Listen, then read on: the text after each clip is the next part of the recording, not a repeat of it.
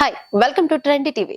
2024 IPL లో పాల్గొనడానికి ప్రతి టీం కూడా తనదైన రీతిలో కసరత్తులు అయితే చేస్తూ వస్తుంది. ఇక అందులో భాగంగానే మొన్న జరిగిన మినీ వేలంలో అవసరం ఉన్న ప్లేయర్స్ ని కొనుగోలు చేయడానికి చాలా టీంలు ఆసక్తిని చూపిస్తూ కొంతమంది ప్లేయర్లని దక్కించుకున్నారు. ఇక ఇదే క్రమంలో ఐపీఎల్ సీజన్ స్టార్ట్ అయినప్పటి నుంచి ఇప్పటి వరకు టైటిల్ ఫేవరెట్ గా బరిలోకి దిగిన రాయల్ ఛాలెంజర్స్ బెంగళూరు టీం మాత్రం ఇప్పటి వరకు ఒక్కసారి కూడా కప్పు కొట్టలేకపోయింది. ఇక ఇంతకు ముందు జరిగినవి పక్కన పెడితే 2024 సంవత్సరంలో కూడా ఈ టీం కప్పు కొట్టే పరిస్థితి అయితే కనిపించడం లేదు. ఇక ఇప్పటికే ఈ టీంలోకి ట్రేడింగ్ విధానం ద్వారా క్యామరన్ గ్రీన్ ని ముంబై ఇండియన్స్ టీం నుంచి కొనుగోలు చేశారు. అయినప్పటికీ గ్రీన్ ఆల్ రౌండర్ ప్లేయర్ గా ఈ టీంలో కొనసాగే అవకాశాలైతే ఉన్నాయి.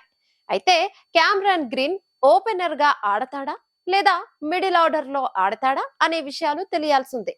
ఇక ఇది ఇలా ఉంటే దినేష్ కార్తిక్ గత సీజన్ లో చాలా పేలవమైన పర్ఫార్మెన్స్ ని ఇచ్చాడు. అయినా కూడా ఇతని ఈ ఇయర్ టీం నుంచి రిలీజ్ చేయకుండా కంటిన్యూ చేస్తున్నారు. అతని టీంలో నుంచి రిలీజ్ చేసి ఒక యంగ్ ప్లేయర్ ను టీంలోకి తీసుకొని ఫినిషర్ గా వాడుకొని ఉంటే బాగుండేది అని చాలా మంది కూడా అభిప్రాయపడుతున్నారు. ఇక ఇదిలా ఉంటే దినేష్ కార్తిక్ ఫినిషర్ గా తన రోల్ ని ఏ మాత్రం సక్సెస్ఫుల్ గా కొనసాగించలేకపోతున్నాడు అనే విషయం అయితే గత సంవత్సరం క్లియర్ గా అర్థమైంది. మరి ఈ సంవత్సరం ఫినిషర్ గా ఎవరిని వాడుతారు అనే విషయం పైనే ఆర్సీబీ టీం చాలా చర్చలు అయితే జరుపుతున్నట్లుగా తెలుస్తోంది.